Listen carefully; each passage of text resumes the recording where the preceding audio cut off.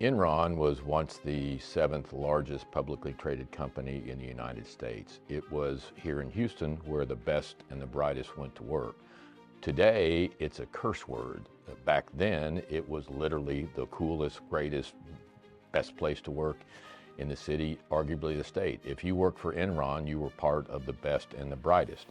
Unbeknownst to the vast majority of Enron employees, the company was saddled and riddled with hidden debt. There were billions in undisclosed debt.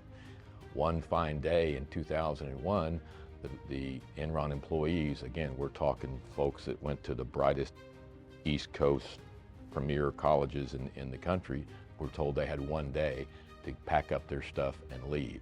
The company imploded in a wave or waves of accounting scandals. There were dozens of people indicted, dozens of people convicted. The sole person that was acquitted in any Enron-related trial was my client, Sheila Kahanik.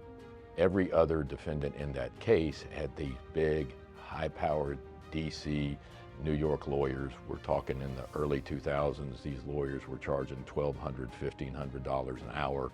Sheila Kahanik had me. I had to get the jury to focus on Sheila Kahanik's reality, not the government's fantasy, her reality. They were living in a prosecutorial Disneyland. They were making stuff up as they went along and accusing Sheila of it.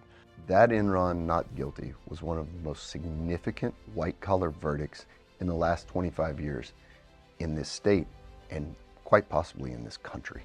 I give 100% of my effort to the case before me, and I think I've been successful because of that focus, because of that intensity, and because of that preparation.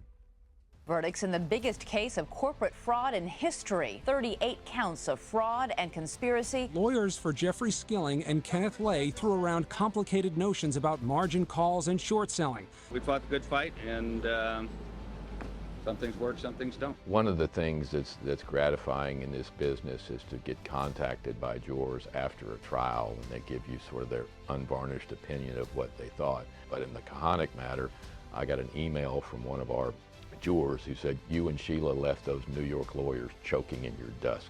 I gotta admit, I kind of like that one. Ultimately, the jury believed she didn't operate with any evil intent. She didn't take advantage of any opportunity. What she did was lawful, correct, and proper. And at the end of the day, we were able to show the jury that she was truly an innocent woman.